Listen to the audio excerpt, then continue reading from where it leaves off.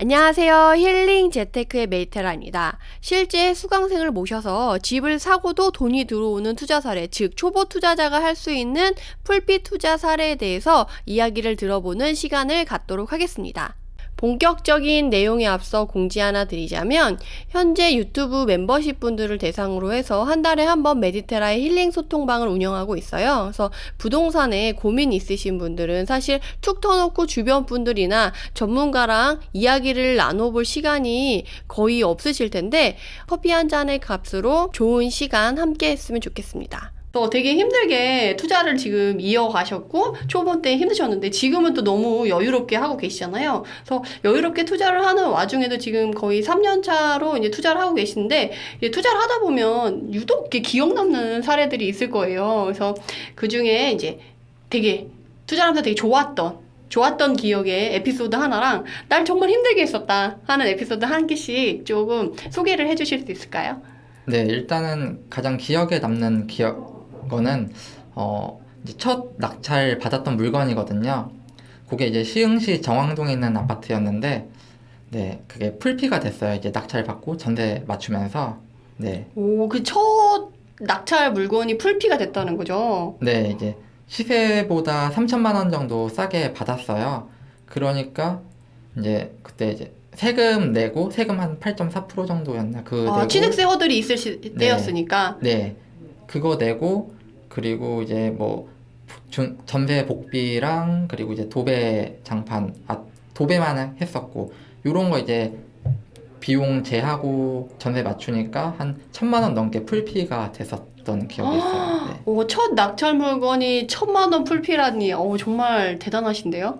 네, 근데 이제 또 운이 좋게도 한 세네 달 정도 뒤에 이제 그 다음해로 넘어가고 그때부터 이제 집값이 또 올라가기 시작하더라고요. 그러면서 이제 지금은 한 두 배 좀 제가 낙찰 받은 금액 대비 두 배 넘게 집값은 상승했어요. 사실 근데 시흥 정왕동은 지금도 되게 유망한 지역 중에 하나로 네. 인데 갖고 계셔서 마음이 좀 뿌듯하시겠어요. 아, 네, 마음이 좀 편안합니다. 그 네. 약간 그 똘똘한 채 그분 안 될 수도 있지만 그래도 첫 낙찰 물건인데 그런 물건이 이렇게 있다 보면 본인이 이제 앞으로 투자하는데 확신도 더 생기고 경험에 자신감이 많이 붙으셨을 것 같아요. 네. 그 당시에 이제 시흥시 정왕동 갔을 때는 일반 매매로 접근하려고 했다가 여긴 도저히 내 깜냥이 안 된다. 예, 여기 물건 샀다가 평생 물릴 것 같다. 좀 그런 느낌이 들었어요. 그렇죠. 시흥시 정왕동이 네. 그렇게 막 동네가 정말 이게 약간 신택지지구처럼 신도시처럼 막 잘 돼 있거나 막 그런 도시는 아니어가지고 그런 느낌이 들 수가 있죠. 네, 그래가지고 여기를 일반 매매로는 조금 힘들 것 같고 그냥 경매로 도전을 해보자 했는데 또 마침 이제 아무래도 옆에 105 신도시 그 입주 물량 때문에 여기 정왕동이 좀 힘든 구간이 있었잖아요. 맞아요. 그러니까 그러니까 입찰하러 들어오는 사람도 상대적으로 적더라고요. 그때 몇 명 정도? 저 낙찰 받았을 때가 한 4~5명 정도였던 걸로 기억해요. 4~5명이면 진짜 적을 때네요. 네, 그러니까 싸게 낙찰 받을 수 있었죠. 그렇죠. 근데 제가 그 경매가 한참 뜨거웠던 시기가 2017년, 18년도까지는 좀 경매가 뜨거웠었는데 그때 기억나는 게 광명의 주공 아파트가 9단지 아파트였거든요. 네, 응찰자수가 90명이었어요. 그 폐찰 금액 부르는데 아침부터 저녁까지 그거 불러줬다고 판사가. 그랬던 게 기억이 났는데, 4~5명이면 진짜 유리한 그 상황에서 입찰을 하신 거네요. 그쵸. 이제 그 당시에 제가 인천만 주구장창 막 빌라 입찰하러 다녔다가 인천 막 10명, 20명 막 이렇게 붙었거든요. 그렇게 되면 꼭 그런 분 있잖아요. 고가 낙찰. 네. 정말 이렇게 받으면 수익 안 날 구간인데 그냥 난 낙찰 받는 거에 그냥 의의를 갖겠다 하시는 분들이 꼭 등장하는 그 10명, 20명. 네. 그래서 이제 다행히 이제 그런 분들은 없어가지고 왜냐면은 딱 봤을 때 내가 사기도 부담스럽고 다른 사람이 봤을 때도 이건 별로다 싶으니까 경쟁자가 없더라고요. 지금은 상상도 할 수 없는. 네, 그쵸. 지금은 상상이 안 되죠. 그 당시에는 막 일반 매매로 했어도 매매가랑 전세가랑 같은 아파트도 있었고 갭 500으로도 할 수 있는 아파트도 있었고 근데도 네. 불구하고 경매로 3천만 원 시세보다 싸게 들어가셨다는 거죠. 네, 일반 매매로는 할 어. 자신이 없어서 사실. 네. 아, 근데 그게 오히려 더 좋게 풀리게 만드는 케이스였네요. 네, 결과적으로는 좀 좋게 된 케이스이긴 한데 사실 지금 생각하면은 그때 일반 매매로 했어야 물론 이제 좀 껄무새 같은 그런 거긴 한데 네, 좀 아쉬움이 남긴 해요. 근데 그래도 지금의 제가 그때로 돌아가면 하겠지만 그때의 제가 그 당시 상황이 다시 또 마주친다고 해도 저는 일반 매매로는 못할 것 같아요. 왜냐면 그때 저는 제가 준비돼 있지도 않았고 안목도 없고 경험도 없고 하니까 확신이 안 들면 사실 못하는 거잖아요. 그쵸, 그쵸. 그래서 그때도 경매로 했었고 예. 그죠. 시세보다는 싸게 가져가면 그래도 내가 손해는 안 보겠지라는 확신이 있어서 또 움직일 수 네. 있었던 원동력이라고 하시는 거죠. 네, 맞아요. 맞아요. 네. 그러고 보면 초보자분들이 이제 스스로 움직일 수 있게끔 확신을 만들어가는 그게 정말 중요한 것 같아요. 네, 그게 경험을 통해서 얻어가는 것 같아요. 네, 경험이 되게 중요한 것 같습니다. 아, 그러면서 정말 첫 번째 그 경매 낙찰 물건은 곰둥이 주님들 상당히 정말 애착이 가는 물건일 수밖에 없겠네요. 네, 제 보물이죠. 이제 가장 높은 수익률이랑 예, 처음 낙찰받은 물건이다 보니까 네, 정말 아끼는 물건이겠어요. 저는 첫 투자 물건이 가슴에 비수를 그냥 정말 깊게 깊게 꽂았던 물건이었는데 너무 축하드리고 그러면 두 번째 가장 힘들었었던 사례는 어떤 게 있을까요? 네, 이제 힘들었던 것도 경매 관련된 거였는데 작년에 이제 대전에서 아파트를 낙찰을 받았어요. 근데 이제 그 낙찰 받은 아파트를 이제 올 수리를 진행하면서 이제 전세 내놔야 하니까 시장에 나와 있는 전세 매물을 조사해 보니까 그 동에 전세 매물이 30평대가 제 거 포함해서 3개밖에 없더라고요. 그러니까 이제 거기서도 올 수리 해주는 건 제 거밖에 없으니까 저는 이제 거기서 이제 확신이 들었던 게 신고가로 그리고 바로 전세 뺄 수 있겠다. 왜냐면 물건이 없으니까 뭐 이 넓은 동에 한두 명이라도 오면은 급한 분들은 당연히 내 거 할 수밖에 없겠지. 이런 생각이 있으니까 좀 오만했던 거죠. 지금 생각하면은 그렇게 안 됐으니까. 그렇게 생각을 했기 때문에 바로 또 작년에 이제 평택도 좀 부릉부릉 하는 기운이 느껴져서 이제 더 늦으면 안 되겠다 해가지고 일단 실거주할 집을 경매로 낙찰을 받아놓고 이제 동시 진행을 하는데 이게 대전에 전세가 안 나가더라고요. 허걱. 네. 그때 이제 제가 실수했던 게 제가 뭐 시장에 나와 있는 매물들은 조사를 하면은 알 수는 있는데 공급은 알 수 있지만 수요는 제가 예측할 수가 없는 분야인데 그거를 그쵸, 그쵸. 예, 제가 너무 오만하게 그렇게 있을 것이다라고 생각해서 중개사도 이제 이 가격엔 절대 맞출 수 없는데 가능하다고 해서 밀어붙이고 네 그렇게 했던 부분이 좀 저 스스로를 이제 좀 자금을 꼬이게 했던 경험이었어요. 근데 이제 또 문제가 됐던 게 평택에 있는 낙찰받은 아파트는 잔금 납부 기간이 있는데 그 기간이 다가오면서 시세가 한 1억 정도가 올랐어요. 자금 납부까지 한 2개월, 3개월 정도 걸렸는데 그 사이에 1억이 오른 거예요? 네, 1억이 올랐으니까 이제 이거 점유자가 채무자분이었는데 이게 사실 빚이 많아서 경매로 넘어왔다기보다는 신용카드 대출 요게 한 3, 4천만 원 되는데 어쨌든 그분 이제 뒷사정은 이제 사기 때문에 이제 나중에 이제 좀 모든 걸 내려놓다 보니까 경매까지 당하신 거였고 1억 오른 거 알면은 맘먹고 막으려고 하면 막을 수도 있다고 생각이 들잖아요. 그쵸, 그쵸. 네. 그래가지고 이제 막 저도 이제 그때부터 마음이 쫄리는 거예요.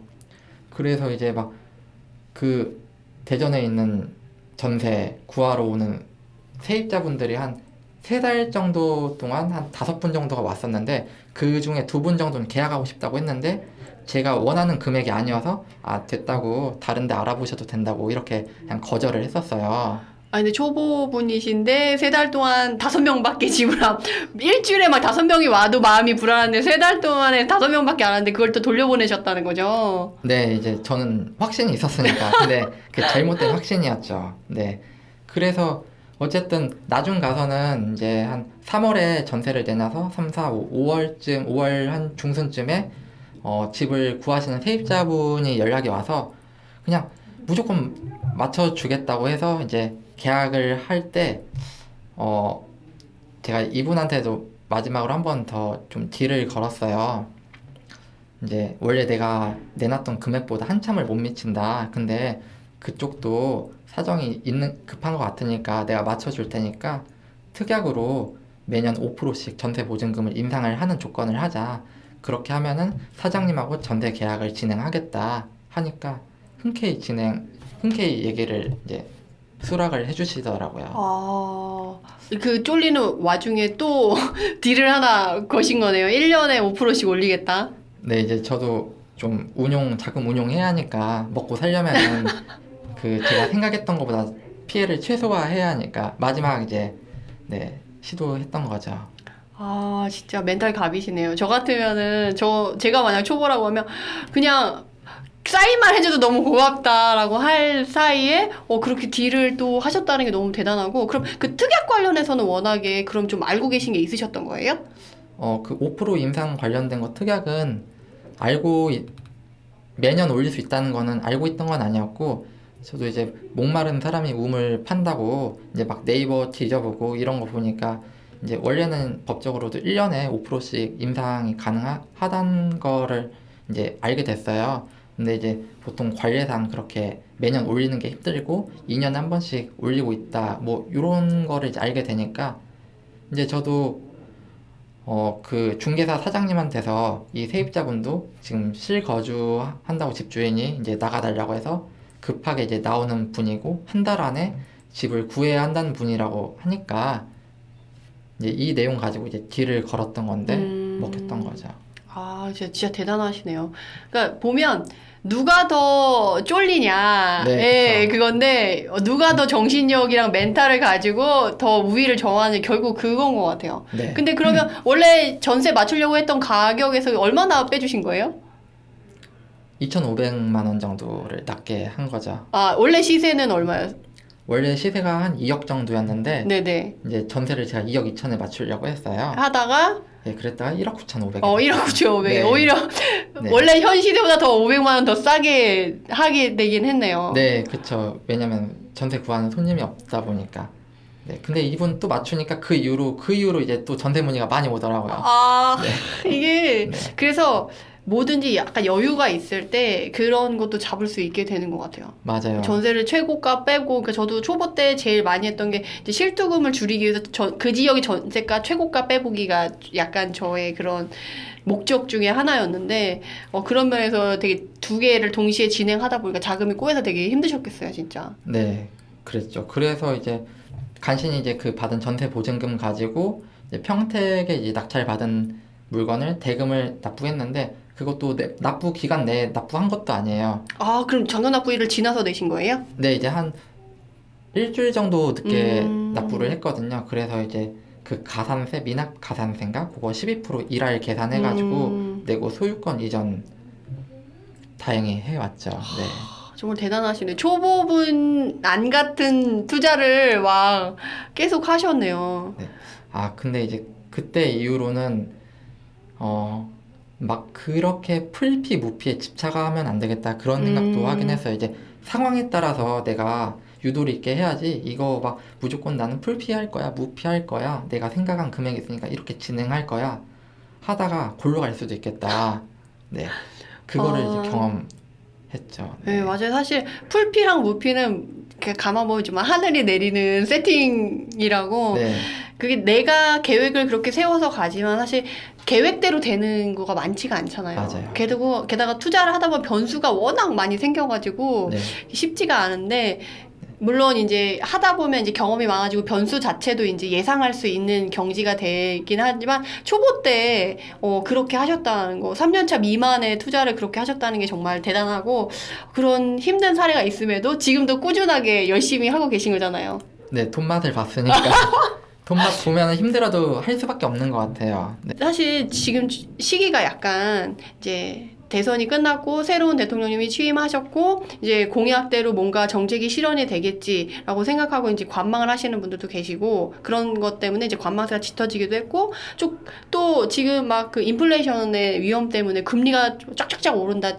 며칠 전에 또 지금 1.75% 네. 이제 기준금리 올랐잖아요. 근데 이게 끝이 아니다. 또 7, 8월에 또 오른다. 그리고 뭐 하반기에 또 오른다. 그래서 앞으로 또 금리가 계속 오를 수 있다라고 얘기가 지금 나오고 있어서 사실 초보 투자자분이시거나 이제라도 뭐 내 집 마련을 해볼까 하시는 분들 중에 금리가 인상되면 대출을 받으면 이 대출 이자가 늘어나는데 그럼 이제 투자를 하면 안 되는 거 아니야? 라고 생각하고 투자를 안 하려고 하시는 분들이 많아요. 그렇게 했을 때 그럼 이제 투자를 시작하시려고 하시는 분들한테 혹시 들려줄 수 있는 용기를 줄 수 있는 말이 좀 있으실까요?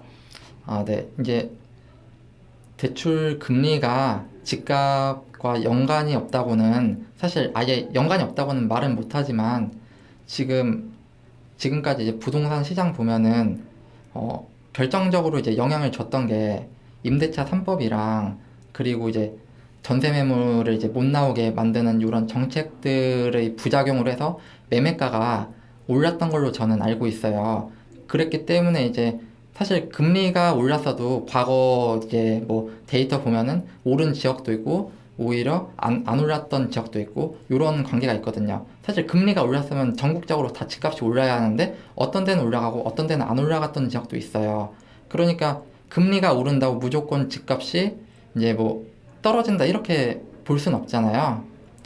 지금 시장에서는 취득세랑 그리고 임대차 3법으로 해서 전세 매물이 못 나오게 하는 이런 정책의 부작용으로 인해서 집값이 올라갔다고 판단하고 있는데 지금 뭐 물론 양도세 완화 정책이 이제 일부 조금 나오긴 했지만 근본적으로 이제 이런 정책들을 다 다시 정상으로 돌려놓는 이런 작업들을 해놓지를 안 하기 때문에 시장이 정상적으로 돌아가야 이제 뭐 수급이 맞으니까 가격도 조정을 받고 이제 뭐 하락하거나 뭐 이럴 수가 있는데 그런 게 없다 보니까 집값이 상승할 거라고 전 나름대로의 확신이 있기 때문에 투자를 그만둘 이유가 없다 생각해서 지금도 괜찮은 물건인지 이런 거 이제 투자하고 다니고 있습니다.